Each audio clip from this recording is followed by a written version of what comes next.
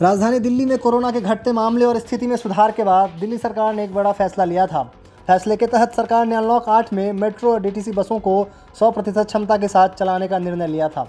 26 जुलाई से लागू हुए इस निर्णय में डीएमआरसी ने मेट्रो के साथ सभी सीटों पर यात्रा की अनुमति तो दी, लेकिन यात्री खड़े होकर यात्रा नहीं कर सकते थे। डीएमआरसी के इस फैसले के बाद अधिवक्ता एसबी त्रिपाठी ने दिल्ली हाईकोर्ट में एक याचिका दायर की। याचिकाकर्ता ने याचिका में दलीलें दी। 100% बैठने की क्षमता की व्यवस्था से शारीरिक दूरी के नियमों को तोड़ने का बढ़ावा मिलेगा, इसीलिए मेट्रो और बसों में 50% क्षमता के साथ खड़े होने की अनुमति दी जाए। अगर यह अनुमति जारी रही तो कोरोना महामारी की तीसरी लहर समय से पहले आ सकती है।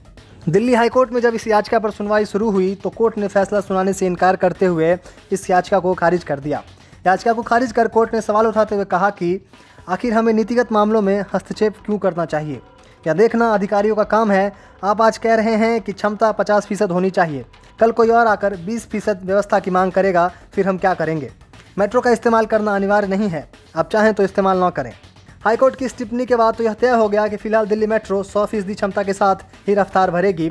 वहीं डीएमआरसी ने एक बयान में कहा है कि कुछ ट्वीट, फोटो और वीडियो में दिखा है कि लोग ट्रेन के भीतर खड़े होकर यात्रा कर रहे हैं, लेकिन अब से संशोधित दिशा निर्देशों के मुताबिक खड़े होकर यात्रा करने की अनुमति नहीं है। कई लोगों को ऐसा लगा कि सीटों की पूरी क्षमता से परिचालन का मतलब मेट्रो को पूरी तरह खोल दिया गया है। इस कारण से सीटों से ज़्यादा संख्या में लोग कोच के भीतर चले गए। बता दें कि डीएमआरसी के तमाम दिशा निर्देशों के बाद भी यात्री मेट्रो में खड़े होकर यात्रा करते नजर आते हैं।